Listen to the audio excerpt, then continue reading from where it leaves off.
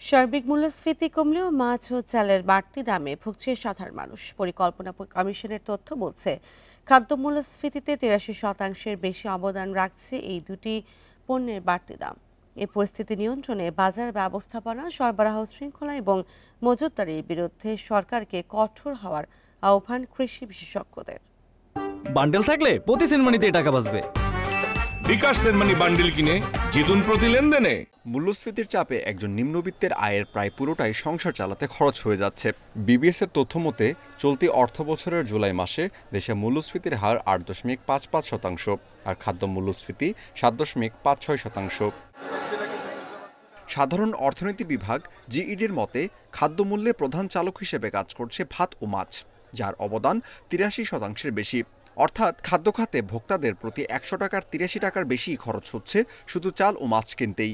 প্রতিনিয়ত প্রতি মাসেই আসলে ১-২ টাকা বাড়তিই চাইতেছে, কম তো আর চাইতেছে না। যেটা নিয়েছে এটা ৪৫০ টাকা কেজি নিয়েছে, এবং কাতলা মাছ এটা আগে আপনার ৩০০, ৩২০, ৩৫০ এরকমের ভিতরে ছিল।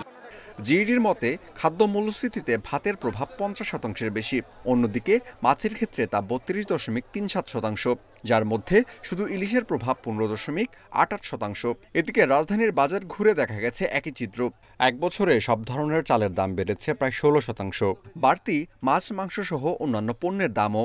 কফেটর কোম্পানিগুলো বাজারে আসছে, তখন থেকে চালের দামটা হুড় করে বাড়ছে। আমরা আগে এইভাবে দেখিনি, যেহেতু দীর্ঘ ৩৫ বছর আমরা এটা সাথে জড়িত। ২, ৪, ৫, ৭ লাখ টাকার দোকানদারি করতাম, এখন ৫০,০০০ টাকার দোকানদারি করতে গাম ছুটতে যায় না, সারাদিনে মাছ চলে না।